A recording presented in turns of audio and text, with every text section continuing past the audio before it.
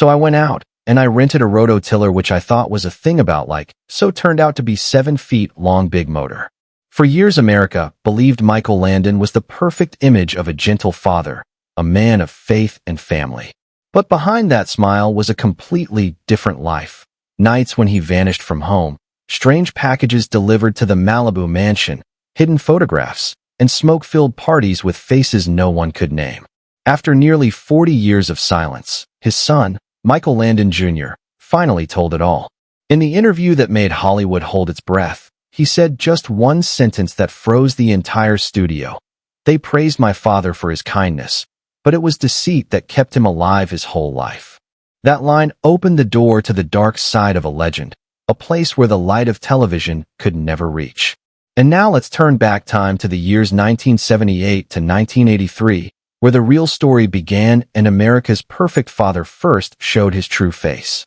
1. My father never loved my mother because he never loved any woman at all. Michael Landon Jr.'s voice dropped as he said those words in a special interview with Vanity Fair in Los Angeles. The room went quiet. The yellow light fell on the face of a man in his 60s, his eyes red yet burning with something painful and freeing, as if he had finally spoken the truth Hollywood had buried for decades. He wasn't a cheating husband, Michael said slowly. He was a man who had to betray himself just to survive. He remembered Beverly Hills in the late 1970s. The Landon house, the happiest home in America, they called it, was always bright but never warm. In the living room, family photos lined the walls, each frame slightly crooked, as if someone refused to fix them. That house was always cold, Michael recalled.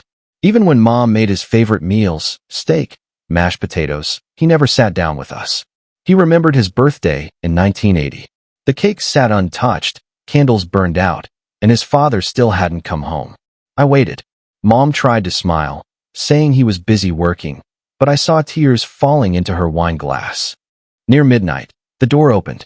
Landon walked in smelling of a strange cologne. He patted his son's shoulder. "Happy birthday, champ," then went straight upstairs. No gift, no hug. I thought he was just tired. Later, I realized he was somewhere else, body and soul. While the public worshipped him as America's dad on the cover of People magazine, another rumor spread quietly behind the scenes at NBC. Michael Landon had a special relationship with photographer Eli Rosen, the young man always by his side on the Little House on the Prairie set. Eli wasn't just his photographer, a former lighting technician recalled. He was his shadow.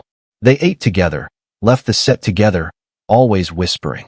Then came the scandal. In July 1979, while filming in Utah, both men were seen leaving their hotel early in the morning wearing matching bathrobes.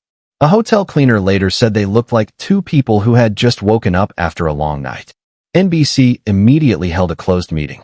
Days later, Landon suddenly appeared with a new face beside him, an 18-year-old makeup artist named Cindy Clerico. The next day, Variety printed their photo hand in hand outside La Scala restaurant. Michael Landon's new love lights up Hollywood. Everyone understood this was a cover-up, but the public believed what was easier to believe. "My father knew how to perform, even off camera," Michael Jr. said. He kissed her for the cameras like a man proving something, not a man in love. When Cindy became pregnant in late 1982, Michael Jr., then 19, began to hope. "I thought maybe he'd changed. He came home earlier, sometimes even smiled." His mother, Lynn No, had already moved out, choosing silence to protect her children.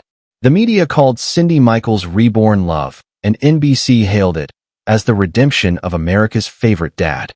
But soon, Michael Jr. saw through it. One night in early 1983, he returned home early and overheard his father whispering into the phone, "Don't call again. We can't keep doing this." He didn't hear the name, but deep down he knew it wasn't Cindy.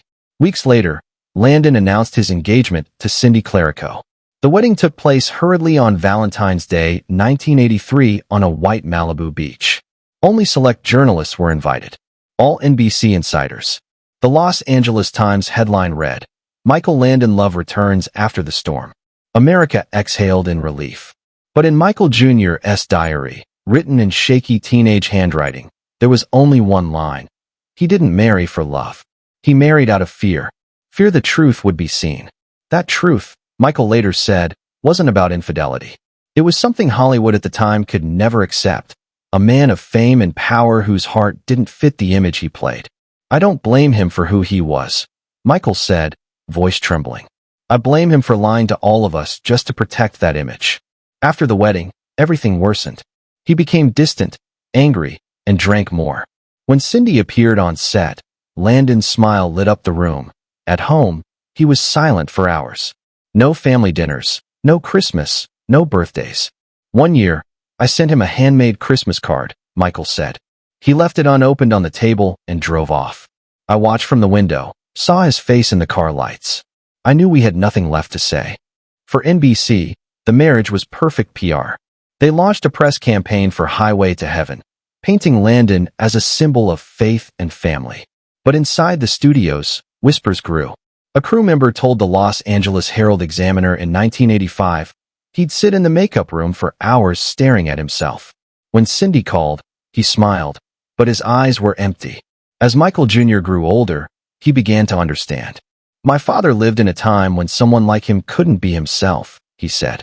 He chose to hide, to lie, and in the end he lost everything, including us. Years later, when his mother Lynn died, Michael found a letter in her drawer. In her delicate handwriting, "You married that girl to protect your image, not your heart." He read it over and over, then smiled sadly. She knew everything, but never said a word. She kept his image alive for us. Now at 60, Michael no longer feels anger, only pity. Sometimes he rewatches Little House on the Prairie and sees his father's smile. Beautiful, but strangely sad. I once thought he was the strongest man alive, he said. But maybe he was just the loneliest. He looked straight into the camera, voice calm but firm. I'm not telling this to destroy him. I'm telling it so people understand that behind Hollywood's perfection, there's often a human being quietly falling apart. Then he smiled faintly and whispered. He ran from himself all his life. But in the end, the truth still found him. And that was only the beginning. What came next was even darker. The secret that kept Michael Jr. silent for over 40 years. The truth that forever shattered the myth of America's ideal father.